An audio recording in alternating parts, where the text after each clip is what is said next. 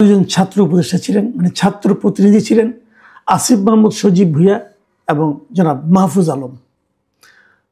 তারা পদত্যাগ করবেন এটা শোনা যাচ্ছিল এই কারণে যে প্রধান নির্বাচন কমিশনার আগামীকালকে নির্বাচনের তফসিল ঘোষণা করবেন।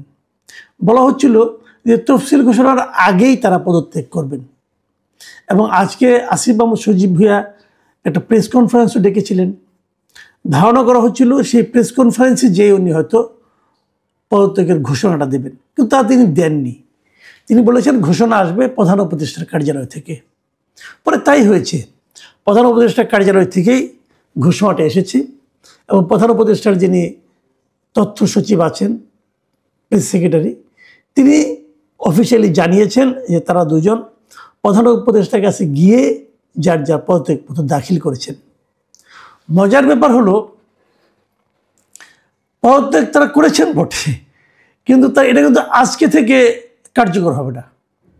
মানে কার্যকর হবে তফসিল ঘোষণার সঙ্গে সঙ্গে। মানে যদি তফসিল ঘোষণা আরও দুদিন পরে হয়, যদি পিছিয়ে দেওয়া হয় তাহলে দুদিন পরের থেকে হবে। মানে যেই মুহূর্ত থেকে তফসিল ঘোষণা হবে সেই মুহূর্ত থেকে তাদের পদত্যাগপত্রটা কার্যকর হবে। আমি এই জিনিসটা বুঝলামই না। ভাই উনি পদত্যাগ করছেন, শেষ, পদত্যাগপত্র গ্রহণ হয়ে গেছে, শেষ, তাহলে তফসিল ঘোষণা পর্যন্ত ওয়েট করতে হবে কেন? এর কারণটা কি? তার মানে ওনারা কালকেও অফিস করবেন, কালকেও দুই একটা ফাইলে সিগনেচার করবেন এবং তফসিল ঘোষণা হবে কালকে সন্ধ্যায়, তার পরশুদিন তারা অফিস হয়তো করবেন না। তফসিল ঘোষণা একদিকে হতে থাকবে, আরেকদিকে তারা ফাইলে সিগনেচার করে থাকবেন। বাংলাদেশে কিন্তু ফাইলে সিগনেচার করাটা মারাত্মক একটা মানে ইম্পর্টেন্ট কাজ। অনেক ফাইল তারা সিগনেচার করবেন, দেশের উন্নতিতে বিশাল ভূমিকা রাখবেন তারা। মানে আমি না এই বিষয়গুলো ক্লিয়ার না আমার কাছে, আমি বুঝি না কেন এরকম করতে হবে। কারণ এটা কি জেদাজেদির ব্যাপার নাকি? এদের পদত্যাগ করা উচিত আগেই বলা হয়েছিল, কিন্তু এরা যেন জেদ ধরেছিলেন না আমরা করব না। এবং প্রধান উপদেষ্টার এখন বোঝা যাচ্ছে যারা প্রধান উপদেষ্টাই জেদটা ধরেছিলেন, এরা ধরেনি। প্রধান উপদেষ্টা বলেছিলেন যে আমি যা বলবো তাই হবে। আমরা এতদিন একজনকে চিনতাম যে উনি যা বলতেন তাই হতো, এখন এখানেও আমরা দেখছি যে উনি যা বলেন তাই হবে। উনি চাচ্ছেন আগামীকাল থেকে হবে, আগামীকাল থেকে হবে কেন? সৌজন্যতা বলতে তো একটা ব্যাপার আছে। আচ্ছা, এই কাজটা করার মাধ্যমে এই যে তফসিল ঘোষণার সঙ্গে সঙ্গে তাদের পদত্যাগটা কার্যকর হবে, এই যে কথাটা, এটা দেখলে কি বোঝানো হচ্ছে? এটা কি এই বোঝানো হচ্ছে যে তফসিল ঘোষণার আগ মুহূর্ত পর্যন্ত যদি অন্তর্বর্তীকালীন সরকারের কোনো উপদেষ্টা দায়িত্বে থাকেন এবং তফসিল ঘোষণার সঙ্গে সঙ্গে যেন এই পদত্যাগপত্র জমা দেন, তাহলে এই সরকারের নিরপেক্ষতা ক্ষুণ্ণ হবে না, এটা বোঝাচ্ছেন? মানে কি? এরপরে যখন তত্ত্বাবধায়ক সরকার আসবে, যেটা আমাদের সংসদে মানে এর মধ্যে আমাদের পাশ হওয়ার কথা আছে, সংসদে পাশ হবে আগামী সংসদে, যে নাকি জুলাই সনদে আছে, তো সেটা যদি পাশ হয় সেখানে কি আছে? সেখানে কি এভাবে বলা হয়েছে যে তত্ত্বাবধায়ক সরকারের যারা থাকবে উপদেষ্টা, তারা যদি নির্বাচন করতে চায় তাহলে তারা তফসিল ঘোষণার আগ মুহূর্ত পর্যন্ত দায়িত্বে থাকতে পারবে? তাহলে তত্ত্বাবধায়ক সরকারের যে মূল যে বিষয়টা, মূল যে নীতিমালাটা, মূল যে বক্তব্যটা, সেটা কি? সেটা হলো নির্বাচনের সময় এমন একটা সরকার থাকবে যে সরকার নির্বাচনে অংশ নেবে না, মানে ওই সরকারের কেউ নির্বাচনে অংশ নেবে না এবং কোনো দলের প্রতি ওই সরকারের বিশেষ কোনো রাগ, অনুরাগ বা বিরাগ থাকবে না। এই তো ছিল। এর জন্যই তো গত 17 বছর ধরে আওয়ামী লীগ বলেন, জামাত বলেন, এরা সবাই আন্দোলন করেছে। তো সেই আন্দোলনের ফল তারা কি পাচ্ছে? এরা কি দেখাচ্ছে? আপনারা একটা তথ্য আপনারা যেটা দেখাচ্ছেন, ধরা যাক অন্তর্বর্তীকালীন সরকার, এরা যে সমস্ত কর্মকাণ্ড করেছে, তো এরাই তো আবার নতুন কিছু নিয়ম কানুন তৈরি করতেছে। তো যে নিয়মগুলো তারা তৈরি করতেছে, কেন তৈরি করতেছে? ওগুলি ভালো বলেই তো তৈরি করতেছে। তাহলে তারা কি মন্দটাই করেছে না তারা ভালোটাই করেছে? আমি ধরে নিচ্ছি তারাও ভালোটাই করছে। তো এইটাই কি আমাদের ভালোর নমুনা? এটা যদি ভালোর নমুনা হয় তাহলে আগামী থেকে আমরা এরকম ভালোই পেতে যাচ্ছি। যদি ওরকম ভালোই পেতে থাকি তাহলে সেটাকে আপনি নিরপেক্ষ নির্বাচনের মানে পূর্ব শর্ত হিসেবে কিভাবে বিবেচনা করবেন? আমি তো করতে পারি না। এই আসিফ মাহমুদ সজীব ভুঁইয়া স্থানীয় সরকার মন্ত্রণালয়ের দায়িত্বে ছিলেন, এবং উনি গত কয়েক মাসে বিভিন্ন এলাকায় বরাদ্দ ব্যাপারগুলিতে উনি যে এখান থেকে নির্বাচন করেন, ওনার যে এলাকা, এই সমস্ত জায়গায় বড় ওনার যারা বন্ধু বান্ধব আছে তারা যে সমস্ত এলাকা থেকে নির্বাচন করছে, সেই সমস্ত এলাকায় তারা অন্য অন্য এলাকার তুলনায় অনেক অনেক বেশি বরাদ্দ দিয়েছে। কার টাকা দিয়েছে? সরকারের টাকা দিয়ে। ওনার বাবার টাকা দেয়নি, কিন্তু ওনার বাপের টাকা দেয়নি। ওনার বাপ বরং কন্ট্রাক্টারি করতে গেছিল, ধরা খায় পরে প্রত্যাহার করছে, প্রত্যাহার করে নিচ্ছে। তাহলে জনগণের টাকা উনি বিতরণ করতেছেন ওনার সুবিধা অনুযায়ী, আর পর আবার উনি আবার ইলেকশন করতে যাচ্ছেন।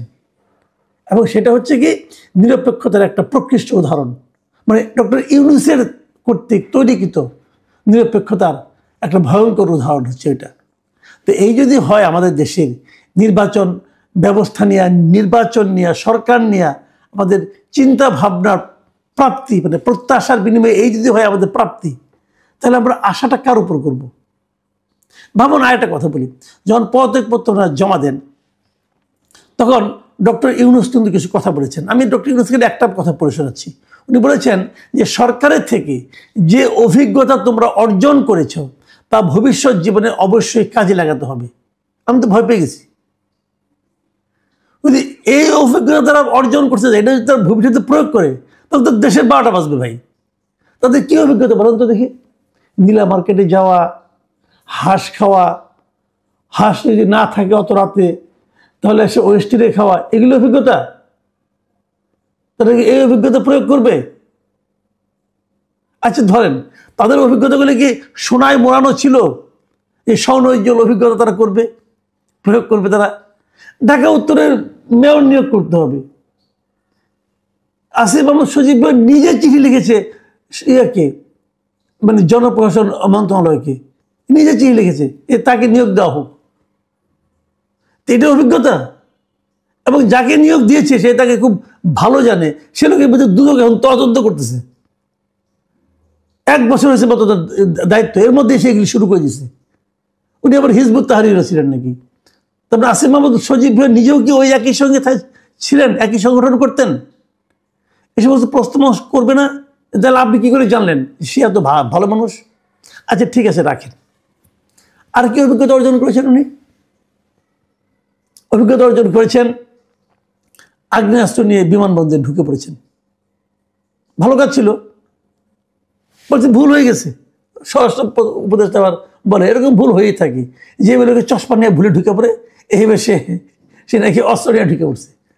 অস্ত্র মানে গুলি নিয়ে ঢুকে পড়ছে, এবং গুলি কিন্তু আগ্নেয়াস্ত্রের অংশ, ঢুকে পড়ছে। এই অভিজ্ঞতা। আচ্ছা এই সমস্ত অভিজ্ঞতার বিপরীতে আমার একটা প্রশ্ন মনের মধ্যে খুব জাগছে, আমি এটা প্রশ্নটা করতে চাই আপনাদেরকে। আসিফ মাহমুদ সজীব ভাইয়া যখন অস্ত্র দুইটা অস্ত্র কিন্তু ওনার লাইসেন্স দিয়েছেন, তখন তো উনি একটা বিশেষ বিবেচনা লাইসেন্সটা পেয়েছেন। কি বিবেচনায়? যে উনি মন্ত্রীর পদমর্যাদা একজন ব্যক্তি, এই জন্য। আচ্ছা অস্ত্র দুটো এখন কোথায়? যেই মাত্র সে কালকে পদত্যাগ করবেন, তারপরে অস্ত্রগুলির কি হবে? এগুলিকে উনি সরকারকে জমা দিয়ে দেবেন? এই অস্ত্রগুলি কি উনি নিজের টাকায় কিনেছিলেন নাকি সরকার কিনেছিল? যদি নিজের টাকায় কিনে থাকেন, এটাকে উনি কোথায় পেলেন? দুটো অস্ত্রের দাম কত ছিল? ওনার ইনকাম কত ছিল? আয় কত ছিল? এই সমস্ত প্রশ্ন কিন্তু আমরা করছি, উঠবে না, আমি এখনই করছি। শুনেছি ওনারা নাকি হিসাব জমা দিয়েছেন। হিসাব কার কাছে জমা দিয়েছেন?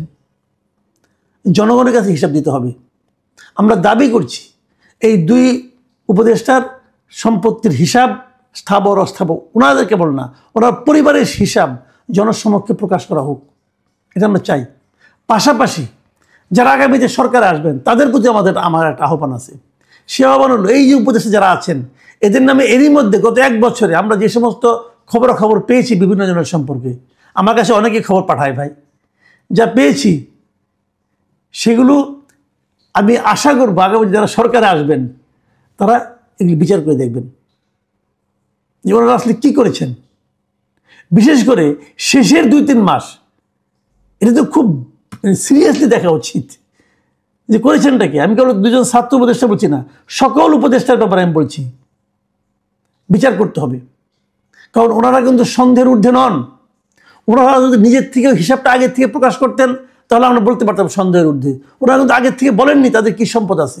সম্পদের হিসাব প্রধান উপদেষ্টা নিজেও দেননি। কেন দেননি সেই হিসাবগুলো আমরা চাই। আস্তে আস্তে কিন্তু যেতে থাকবে এবং আমরা সর্বশেষ এই হিসাবগুলো দেখতে চাই। আমরা বিশ্বাস করতে চাই যে জাতির ক্রান্তিকালে যে সরকার আমরা নির্বাচন করেছিলাম, যে সরকারকে আমরা দায়িত্ব দিয়েছিলাম, সেই সরকারটা সুচারুভাবে সুষ্ঠুভাবে সেই দায়িত্ব পালন করতে পেরেছে।